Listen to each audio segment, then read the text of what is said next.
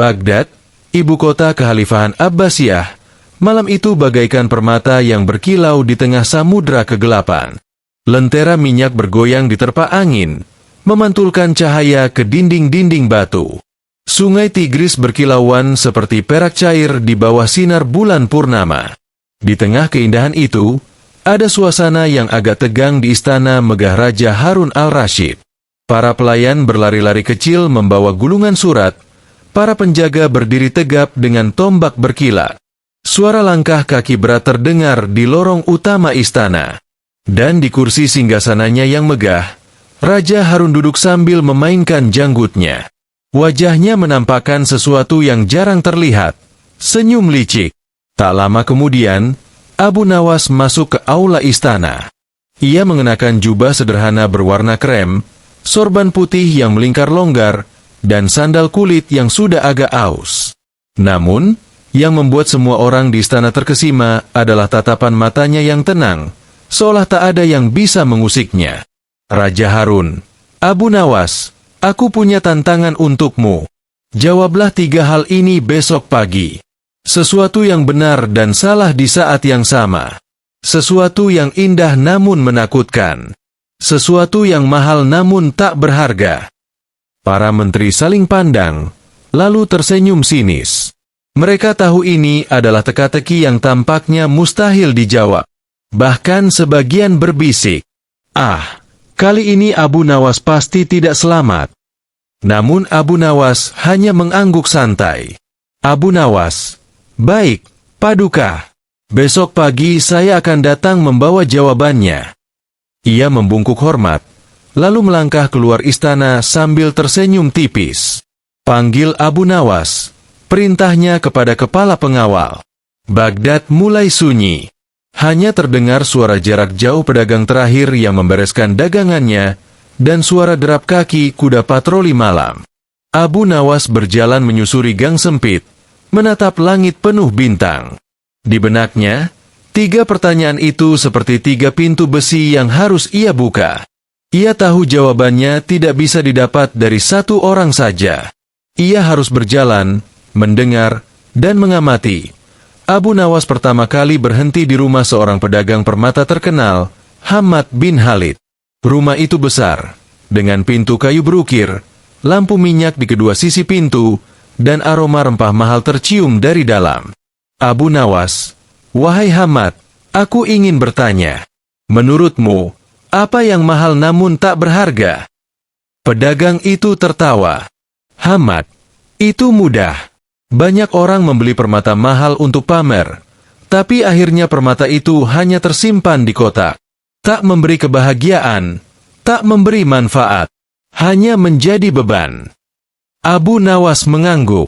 Pasar Baghdad meski sudah larut, masih ada 1-2 penjual teh dan kacang rebus. Di pojok pasar, Abu Nawas melihat seorang penyair tua, Ahmad Al-Basri, duduk dengan pena dan kertas, menulis syair di bawah cahaya lampu minyak. Abu Nawas, wahai Ahmad, apa yang indah namun menakutkan? Sang penyair menatap langit lalu berkata, Ahmad, kata-kata. Kata indah bisa memikat hati, tapi juga bisa menusuk jiwa jika digunakan untuk kebohongan atau hasutan. Menjelang tengah malam, Abu Nawas duduk di bawah pohon kurma di tepi sungai.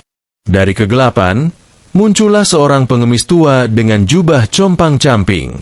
Ia membawa roti kering dan membaginya 2 untuk Abu Nawas. Pengemis, yang benar dan salah di saat yang sama, itu adalah kejujuran yang diucapkan pada waktu yang salah. Ia benar, tapi bisa melukai hati dan menghancurkan. Namun Abu Nawas tahu, di istana ada menteri yang membencinya, terutama Menteri Faruk, yang selalu iri dengan kecerdikannya. Ia mendengar kabar bahwa malam ini Faruk menyuruh mata-mata untuk mengawasi Abu Nawas, memastikan ia tidak mencari bantuan dari orang pintar lain.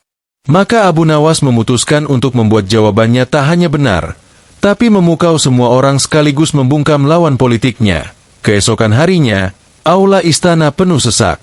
Para menteri duduk di kursi berlapis kain sutra. Para prajurit berdiri di tepi ruangan, dan Raja Harun al-Rashid duduk di singgasana emasnya. Raja Harun, Abu Nawas, kau sudah membawa jawabanmu. Abu Nawas, sudah, Paduka. Begitu keluar dari istana, Abu Nawas merasa angin Baghdad malam itu berbeda. Ada bisikan-bisikan halus yang menyelinap di telinganya. Sebagian dari para pelayan kerajaan yang setia mengingatkannya. Hati-hati, Abu Nawas. Menteri Faruk sedang menunggumu gagal. Faruk, menteri yang terkenal licik, memang sudah lama mencari cara untuk menyingkirkan Abu Nawas. Baginya, keberadaan si penyair cerdik ini adalah ancaman, karena raja sering lebih mempercayai Abu Nawas daripada para menterinya sendiri. Malam itu, Faruk mengirim 4 orang mata-mata untuk mengikuti Abu Nawas. Mereka berpakaian seperti pedagang, pengamen jalanan, bahkan seorang penjual kacang rebus. Tapi Abu Nawas sudah menduga. Ia sengaja berjalan ke arah yang berliku-liku, melewati ganggang sempit, bahkan masuk ke pasar kambing yang baunya luar biasa, sampai membuat salah satu mata-mata pingsan. Abu Nawas berbisik pada dirinya, kalau mau mencari jawaban, pertama-tama, pastikan aku bebas dari mata yang mengintai. Rumah pedagang permata. Rumah Hamad bin Khalid malam itu penuh cahaya. Abu Nawas mengetuk pintu dengan sopan, dan sang pedagang yang sedang menghitung koin emas membukakan pintu.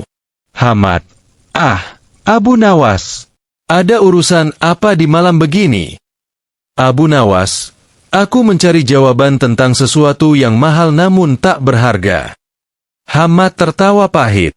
Hamad, itu mudah, permata yang dibeli untuk kesombongan. Aku pernah menjual batu rubi seharga 1000 dinar kepada seorang bangsawan. Ia memamerkannya setiap pesta, tapi pada akhirnya, permata itu jatuh ke sumur. Ia menangis bukan karena kehilangan benda itu, tapi karena kehilangan kesempatannya untuk pamer.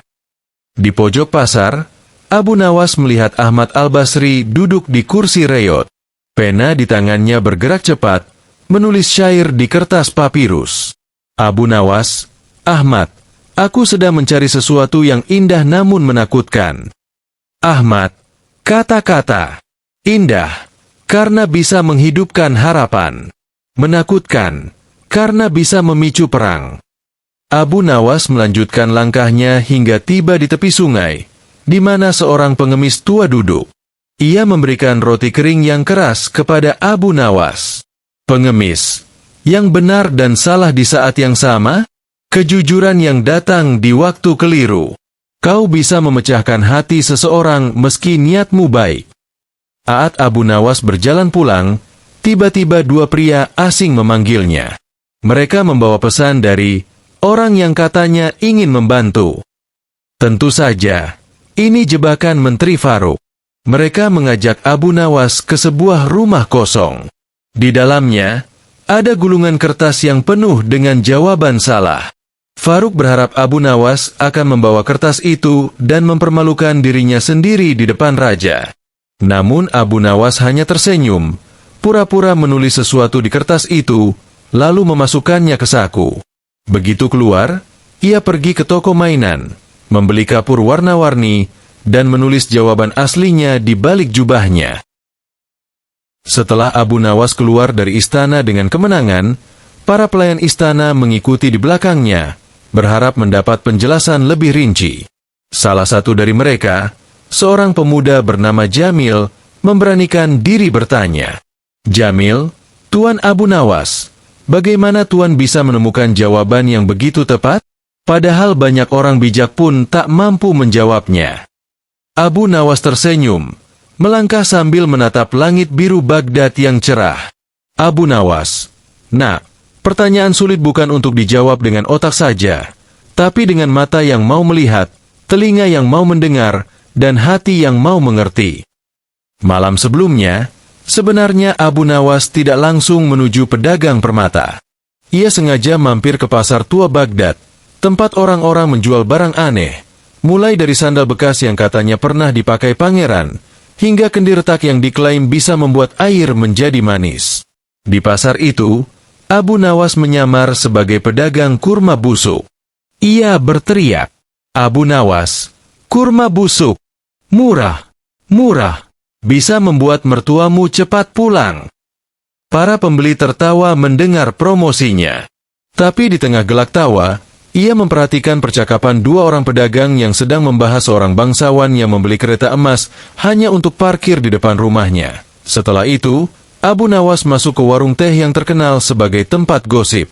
Di sana, ia duduk bersebelahan dengan seorang penyair yang sedang mabuk teh manis. Penyair itu berkata, "Penyair, aku pernah menulis puisi tentang kecantikan seorang putri. Semua orang memuji, sampai ayah putri itu membacanya. Aku hampir dipenggal." Abu Nawas hampir tersedak mendengar cerita itu. Tapi dari situ ia mendapat potongan kedua.